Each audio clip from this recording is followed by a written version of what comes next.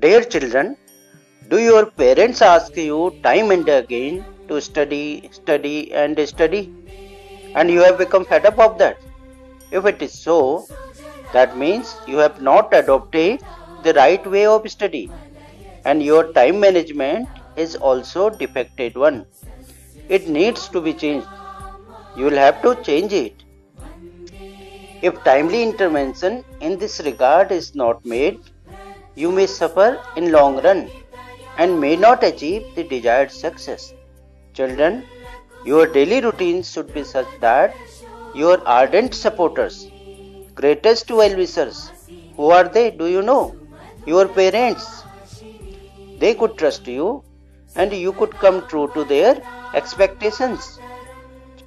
Children, sometimes in life, if you find your studies very difficult and boring, then at least once you visit the sites where workers are working hard from 9 to 5 under adverse circumstances in scorching sun, that also in the summer season.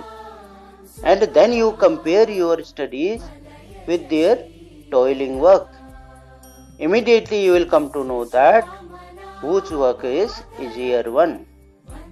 Had they got opportunity today to study, they would not have left any stone unturned. But time reversal is not possible. Is it possible? No. Time reversal is not possible. You can only utilize present in a better way and can secure your future. That's all. Else than this, you would be observing your parents working hard from morning to evening.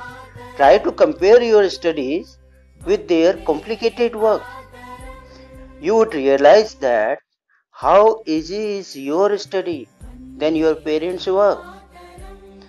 Now, if you have understood, then why to delay? Why shouldn't you start your study with full dedication and concentration? Children, there are three domains in human body: physical health, mental health and spiritual health. When these three domains be in balanced state, then only you can study in a better way. Without meeting these prerequisites, if you study, this may lead to negativity and sometimes depression also. Now, let us understand how we can balance these three domains of human body. First is physical health. For physical health, you have to devote half an hour to 1 hour to physical workouts, physical exercises like running, rope skipping or any other form of aerobic exercises you can do. Board class students may devote half an hour. For rest of the children, 1 hour is desired. After your workout, if you are drenched in sweat, then only you think that this action will bring results. Otherwise, you will not get appropriate results. So the condition is that you should take bath in sweat. Now we come to second domain of human body, that is mental health. For that you have to give half an hour to pranayam, dhyan and yoga practices. Like you can do Kapalbhati, Anulom Vilom you can do, Bhastrika and Bhramari pranayam you can do. These practices will make you mentally strong and sound and will help you to come out of adverse circumstances without losing your control. And your temperament will be also under your control. Now the third domain is spiritual health. For this, you should have firm faith in God. You should have firm faith in God. But because of their inexperience, very few children realize this superpower, realize the power of God. Your experienced parents may help you in this regard.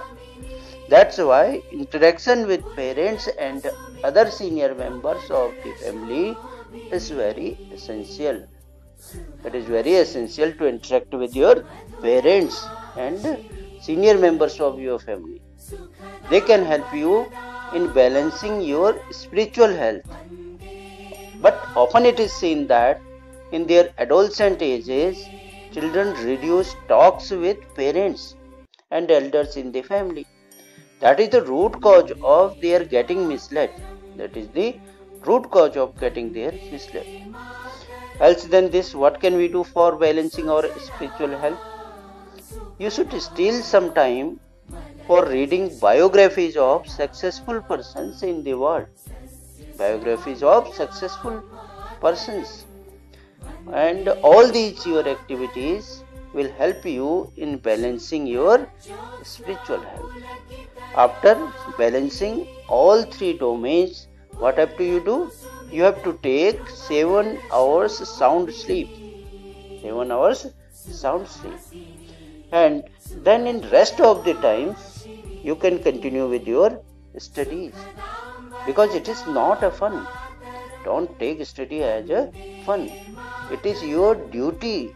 It is your job. Just like others in family and society work and perform their duties, just like that, study is your job.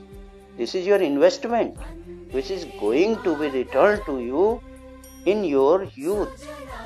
Mind that poor will be the investment, likely you will get the returns.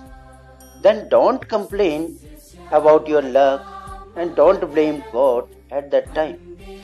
Because as you sow, so shall you reap. So shall you reap. Children, sometimes you may think that your parents don't know your subject and you can befool them easily.